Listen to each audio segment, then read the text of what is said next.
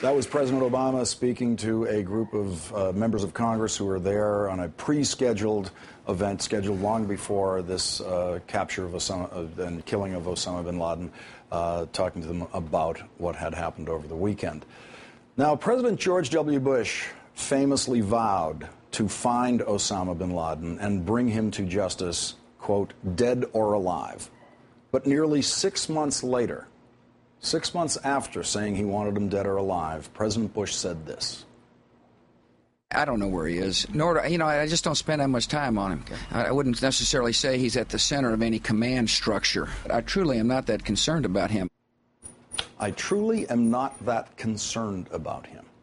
That's what the White House decided the president had to say once they realized how difficult it was going to be to find Osama bin Laden. President Bush took bin Laden from, quote, the focus to just, I just don't spend that much time on him. I wouldn't necessarily say that he's the center of any command structure.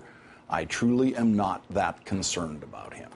That became the Bush administration position. The Bush administration had clearly made the political and tactical decision that they could not allow the perception of their success in their war on terror to turn on the capture of one person, a person they did not know how to find. And so wanted dead or alive became not that concerned. In 2005, the Bush CIA actually closed its unit whose mission had been to hunt Osama bin Laden and his top lieutenants. We don't know where Osama bin Laden was until 2005, but we do know that the home that he was found in was built for him in 2005, that same year that the CIA closed the unit that was hunting bin Laden. Somehow that year, bin Laden got the feeling that he could settle down comfortably in a walled fortress in a Pakistan suburb. But someone was still thinking about bin Laden in a lethal way.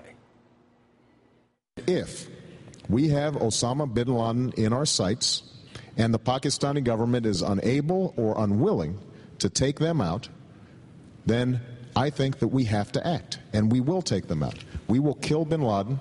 We will crush al-Qaeda. That has to be our biggest national security priority.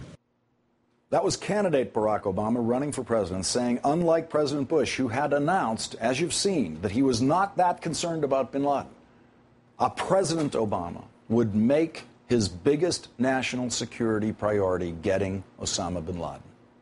And so he did. Shortly after taking office, I directed Leon Panetta, the director of the CIA, to make the killing or capture of bin Laden the top priority of our war against al-Qaeda. Joining me now, Thomas Ricks, senior fellow at the Center for New American Security and contributing editor at Foreign Policy magazine. Tom, thanks for joining me tonight.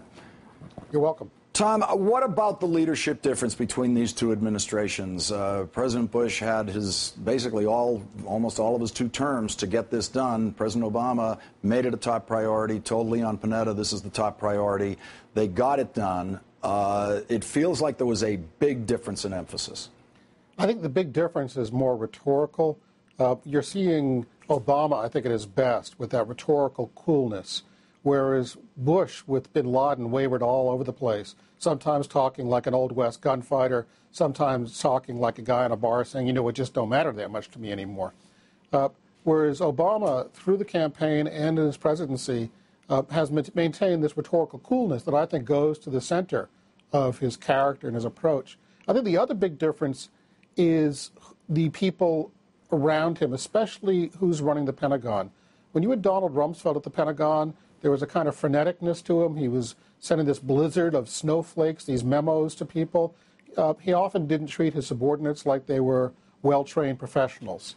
Whereas Gates, as Secretary of Defense, has said, look, you guys know your job, go and do it. And I'll let you know if you're doing it wrong. So I think those are the two big differences I see. And the CIA was crucial in this operation. Obviously, Leon Panetta took over the CIA without any prior dedicated professional experience in intelligence, although having been a White House chief of staff, he was certainly exposed to intelligence and analyzing intelligence, but that's not the same thing as coming from the community. It seems clear at this point that Leon Panetta's record as a CIA director in the so-called war on terror is better than anyone who worked under the Bush administration. I think it certainly will help him in his confirmation hearings to be Secretary of Defense to have this raid in his background. I think what I would point to especially is the cooperation you saw here between the military and the CIA. White House officials were very clear that this was a CIA-commanded operation using SEAL Team 6, a special operations group. So a very impressive amount of coordination there that, again, is kind of a contrast to the friction you saw frequently between the Rumsfeld Pentagon, the Powell State Department, and the CIA under Tenet back then.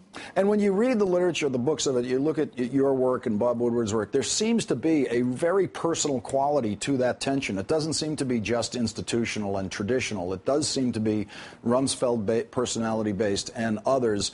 Is that more typical than what we seem to be seeing in the Obama administration, which is a group of people who seem to get along and respect each other?